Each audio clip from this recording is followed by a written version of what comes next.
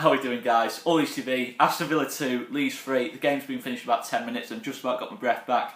And being able to contain my thoughts, I mean, just incredible. Absolutely incredible. The determination, the character, the passion of the team, the belief in the system. We never, ever stopped today. You know, we go 2 down after 16 minutes. We had Barry Douglas off in the warm-up. There were horrendous refereeing decisions. Absolutely everything went against us today. But we never, ever, ever gave up today. It's just... I've got to say, I'd probably say it's the performance of the season for me. You know, in terms of relentless, just attacking football, winning the ball high up the pitch, stepping up, winning the ball high up. It's absolutely brilliant. You know, I know we go 2 down after 16 minutes, but we don't deserve to be 2 down after 16 minutes. You know, I said that at the time. I thought we started the game quite well. Villa have 2 shots. We make two bad errors on our part. Villa have 2 shots that both go in. Sometimes you get punished against the better teams. But we never, ever, ever sort of gave up. You know, we still finished up the first half, really, really well. I thought sort of the last 30, 25 minutes of that first half, I thought we were well on top. You know, we were keeping the ball well, forcing Villa back. I don't think Villa got past the halfway line sort of after they scored that second goal in the first half. You know, I thought we were just relentless, pinning them back and creating chances as well. You know, Matthias Klick's had a chance on 1-on-1. Jack Harrison's had a chance on the back post. Ojanowski's had a near miss. Pablo Hernandez has had a near miss, and then it's just a really, really good start from us, but we're 2 down. And you've got to say, a top team, it wasn't far off being a perfect first half performance from us, albeit 2 poor errors, but we were just so good in that first half, and we were 2 down. I was like, how are we 2 down here? And, you know, it's one of those, but I felt if we get that early goal in the second half, bring on Jack Clarke, the whole momentum will change again. We'll start to really create more from our dominance in that lot, and that really did happen. You know, Jack Clarke came on for Jack Harrison, and then again, Bielsa's plan B came into play again. Inverted wingers, attacking sort of the inside spaces. You know, the midfield area became really, really congested, but we liked that. You know, it felt like a 4-on-3 kind of situation. You know, Villa went 4-3-3. When you got Ojanowski tucking in, Jack Clarke tucking in, it's just we're overloading that midfield. You know, it's causing real problems for Aston Villa. You know, trying to get the ball out, trying to play their football, because we completely and utterly shocked Villa's game plan today. I felt, you know, even when we were 2 down, I felt that's what had happened. But we get ourselves the goal. You know, to go on to our goal, brilliant off Jack Clarke. You know, Pablo Hernandez picks the ball up, lovely pass. Jack Clarke, 20, 25 yards, running at Ahmad Al-Mohammadi, who's not a poor right back by any stretch of the imagination. He's got a lot of experience at this level, played in a lot of promotion, sort of challenging campaigns, won a few promotions as well. But Jack Clarke running at Al-Mohammadi, you know, he's inside, he's outside, inside, outside, inside, outside. Ahmad Al-Mohammadi doesn't have a clue what to do. He doesn't know if he's going to get taken on the outside or if he's going to cut in and take the shot. In the end, Jack Clarke cuts in, takes a shot, and as soon as it leaves his boot, he goes to goal. It looked like Hazard. You know, it looked like sort of like an Eden Hazard kind of run. We've seen that off Jack Clarke all season, and finally he gets himself a goal which he's deserved all season. You know, for his impacts on games. And then we get the second goal in quick succession.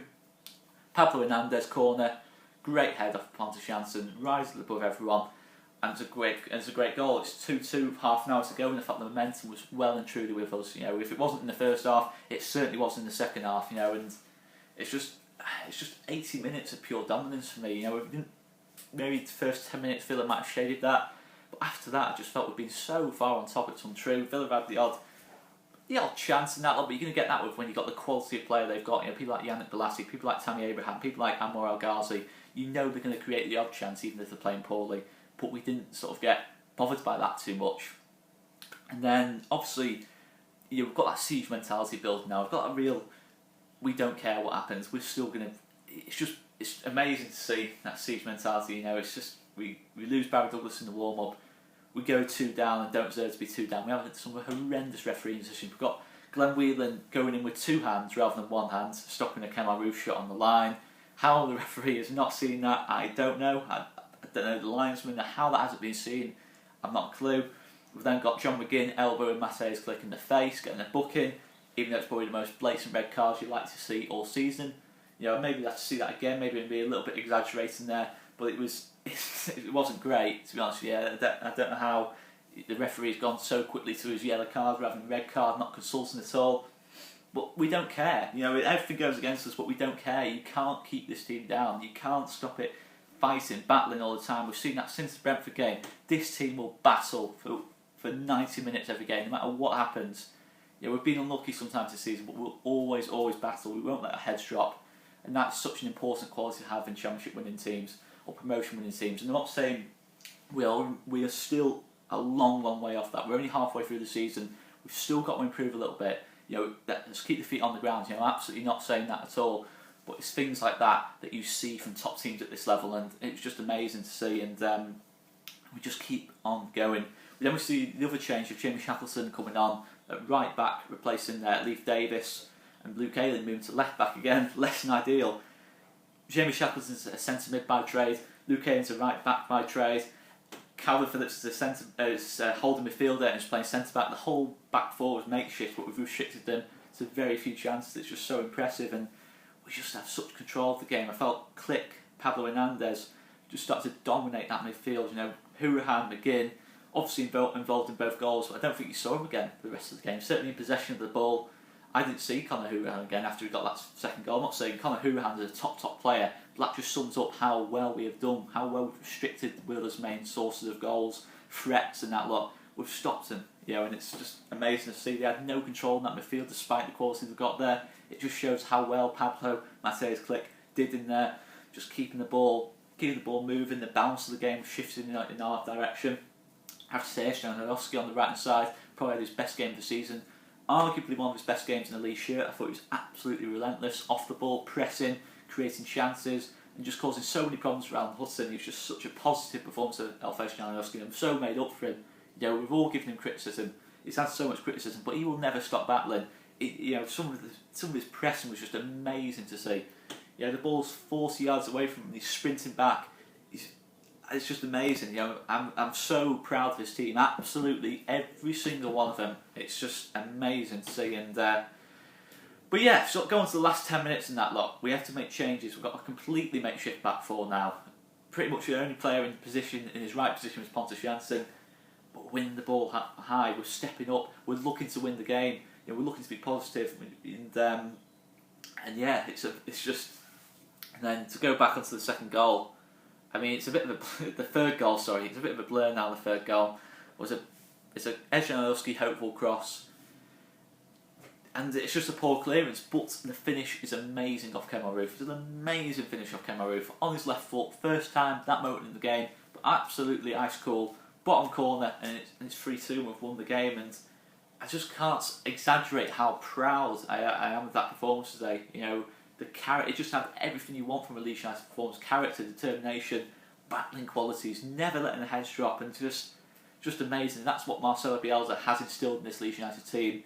I'll go on to man of the match. So man of the match, there's so many contenders for this. You've got Jack Clark on the left hand side making an amazing impact. Ejnalowski had probably had his best game for months and months and months, probably about a year. I think his last performance, which is comparable to that, is probably Barnsley away or Forest away last season. Some of his earlier games.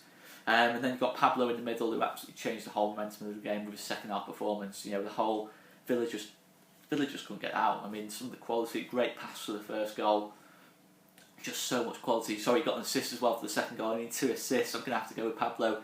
We absolutely just ran that midfield. His second half, he stepped up another level.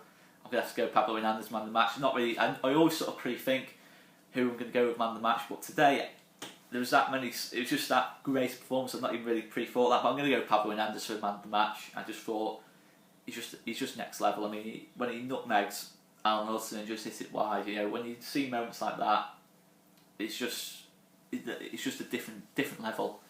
I think it's 7 goals, 9 assists. He's been out for months, and he's probably the most productive player in the Championship so far this season. It's just incredible to watch Pablo Hernandez play, and then you got Mateusz Klich and alongside him, and it's just dominating a game against a really, really good team. A team who will be up there at the end of the season. A team of I admire Aston Villa quite a lot. Being through a similar kind of past as ourselves, and we've just gone there and we've just absolutely dominated the football match and won a game against quality players like Tammy Abraham, Yannick Bolasie, Conor Hurahan, and we're just brilliant. It's. But I'm going to stop rambling. I've been Oscar Marriott. If you enjoyed the video, make sure you give it a like and subscribe to the channel if you haven't already. Make sure you check out Joe's review of the game and Conor's review of the game, and we'll see you later.